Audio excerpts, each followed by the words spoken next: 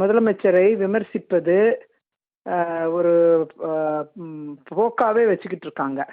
இப்போ தொடர்ந்து இந்த மாதிரி செய்யறதுல இப்போ உதயநிதி அவர்களும் வந்து மிக தரக்குறைவாக மிக ஆபாசமாக இவருக்கு இது ஒன்றும் முதல் தடவையா நான் பார்க்கல. ஏற்கனவே அம்மையார் சசிகலா அவர்களையும் எடப்பாடி அவர்களையும் மிக கொச்சையாக மிக மோசமாக ஆபாசமாக தரக்குறைவான விமர்சனங்களை பெண்களை குறித்து வைப்பதில் பார்க்க வேண்டும். இன்னும் திருந்த மாட்டேங்கிறாங்கன்னு நினைக்கும் போது வருத்தமா தான் இருக்கு. இப்ப பெண்களை பத்தி தவறான பெண்களை பத்தி ரொம்ப தவறா பேசுறாங்க. ரொம்ப அதாவது வார்த்தை எடுத்தாலும் அதுல பெண்களை ஆபாசமாக பேசுவது ஒரு பொழுதுபோக்காக வச்சிருக்கிறாங்க. இந்த நடைமுறை ஏற்கனவே திமுக இவர்களோட இந்த நடைமுறையால திமுக பெண்களோட வாக்குகளை இழந்திருக்கு. இன்னுமே திருந்த மாட்டேன்னு அடம் பிடிக்கிறாங்க. அப்படிதான் பார்க்க வேண்டும். இவங்க பெண்கள் இன்னும் கொச்சப்படுத்தப்பட்ட நிச்சயமா தமிழக பெண்கள் வெகுண்டு எழுவார்கள். இவர்கள் குடும்பத்தில் பெண்கள் இல்லையா அப்படிங்கிற கேள்வி எழுகிறது. அப்போ இந்த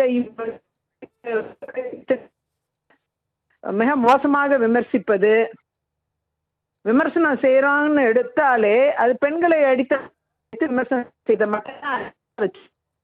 அப்படி இவர்களுடைய நடைமுறைங்கிறது இருக்க விஷயம்தான்.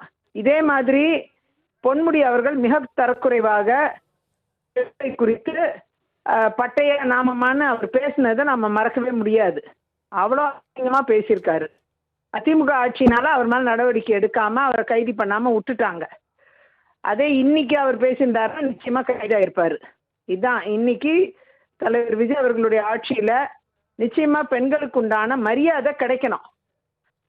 அந்த மரியாதைக்காக நிச்சயமாக பெண்களாகிய நாங்கள் போராடுவோம். அதுல மாற்று கருத்து இல்லை. அதனால அவருடைய கைது நடவடிக்கை இனிமேலாவது பெண்களை குறித்து தவறா பேசுறதை இவங்க நிறுத்திக்கிட்டோம். அதே மாதிரி முதலமைச்சரை தரக்குறைவா பேசுறதையும் இவங்க கைவிடணும். முதலமைச்சர் இப்போ வந்து சில மாதங்களே ஆகுது. இவங்க கரை புரண்டு ஓடிய ஊழலை செஞ்சவங்க இன்னைக்கு இவர்களுடைய ஊழல் எல்லாம் அம்பலப்படுத்தக்கூடிய இடத்துல நிறைய விஷயங்களை வெளிப்படுத்திக்கிட்டு இருக்காங்க.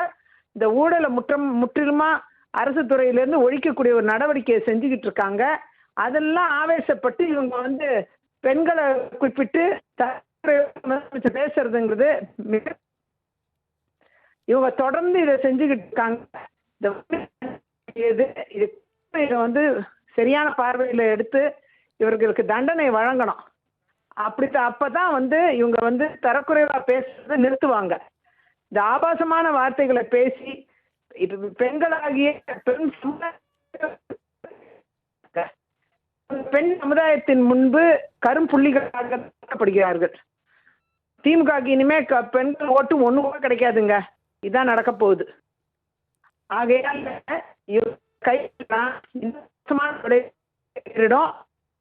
வந்து பெண்கள் அனைவரும் இணைந்து அண்ணா அறிவாலயத்தை முற்றுகையிடக்கூடிய சூழ்நிலை ஏற்படும். அதற்குண்டான ஏற்பாடு. அதனால பெண்களை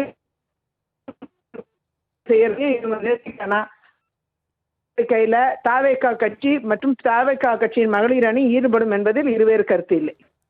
தொலைபேசி வாயிலாக உங்களுடைய கருத்துக்களை பதிவு செய்தமைக்கு நன்றி விஜயதாரணி.